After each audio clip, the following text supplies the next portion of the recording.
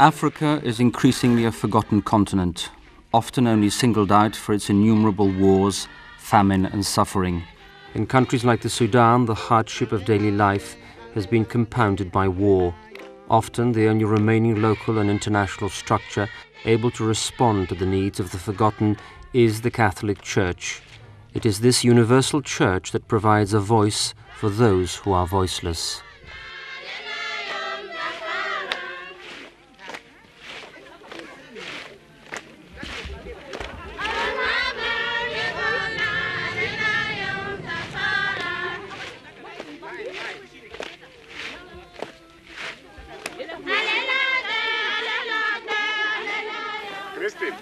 Welcome.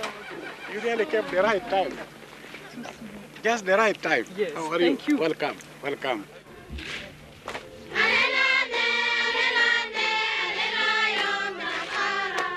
For almost 20 years, the Sudan has suffered civil war.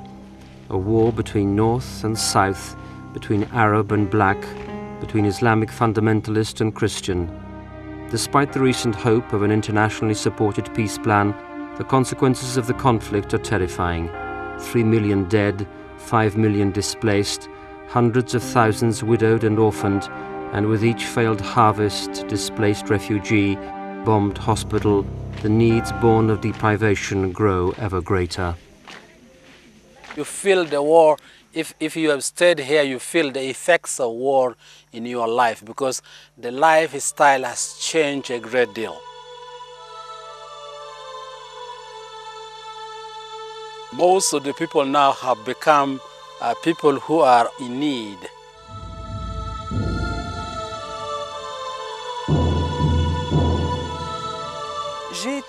I was terrified when I found myself facing the field of ruins. Hardly 2 or 3 houses were left standing. All the remaining ruins date from over 10 years ago. Bombed and destroyed by the war, buildings which were never rebuilt from then. Of course, people no longer live in these ruins. Instead, trees grow inside, and numerous roots have taken their place.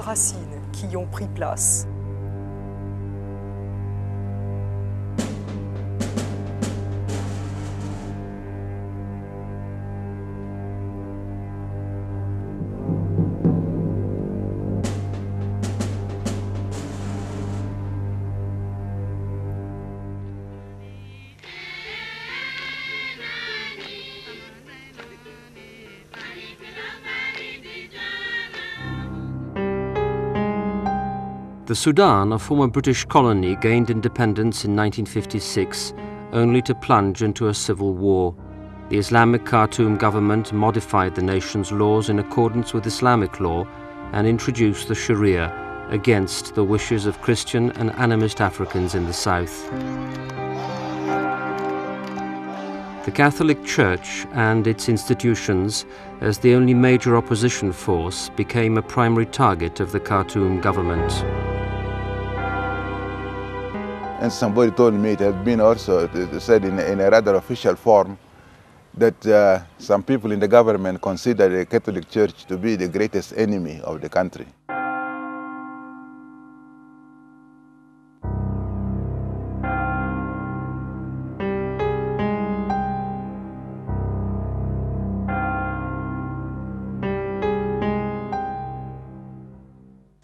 The Sudan government soldiers, called Mujahideen in Arabic, means the soldiers of God.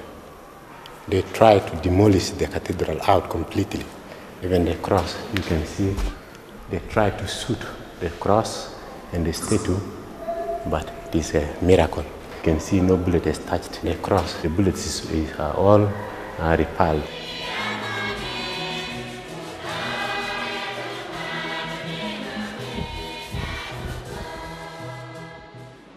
This is the Sun Minor Seminary. So in 1990, when the people ran away, Sudan government bombed it with Antonov. We don't know exactly how many people were killed behind. Of course, people died. People died in a large number. So they knew very well that this is a seminary. So because these are Christian institutions, that's why they bombed it. After bombing, they mined the area. In case if the seminarians or any of the priests could come back, they could be really attacked with the landmines.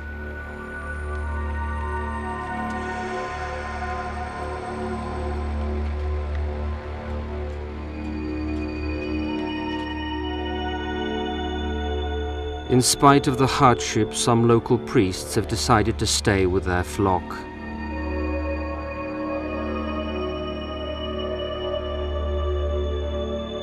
It was security risk, it is personal risk now. If you are willing, all right. But for me, as I was willing, I did not want again to go to refugee. As far as the Christians still remain inside here, I don't want to go. So that's why I remain inside the bush, moving with the Christians.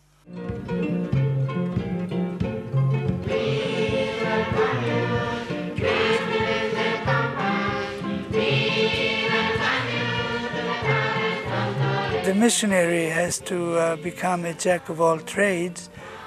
In our day and age, in the poverty in which we live, we cannot simply read a page of the Bible and send the people home.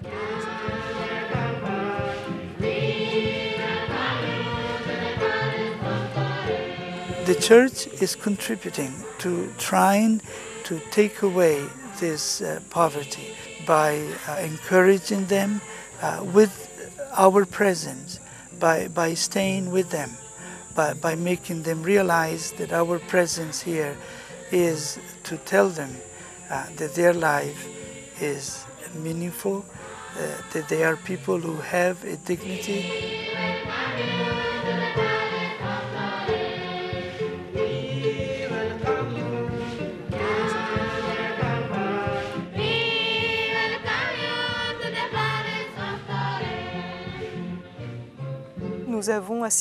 We have witnessed a very strong church presence, especially as represented by the clergy. Young clergy, devoted, involved, and wishing simply to be helped to build among the ruins 2 or 3 rooms that they could paint and renovate so that they could live amongst their flock.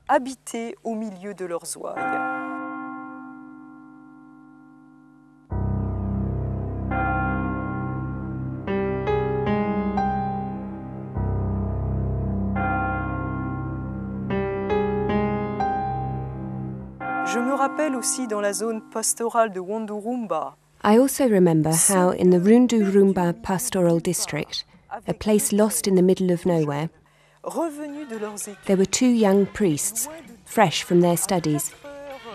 Far from everything they knew, a minimum of 4 hours from the nearest impassable road, without water, without radio, without vehicle, without motorbike or bicycle transport.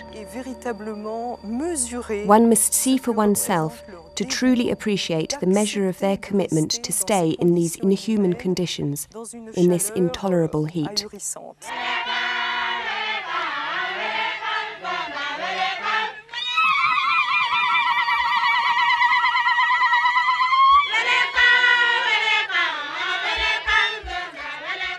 Despite the often intolerable living conditions, missionaries continue to come to the Sudan to serve the local church, a sign of hope and an expression of solidarity with the suffering faithful.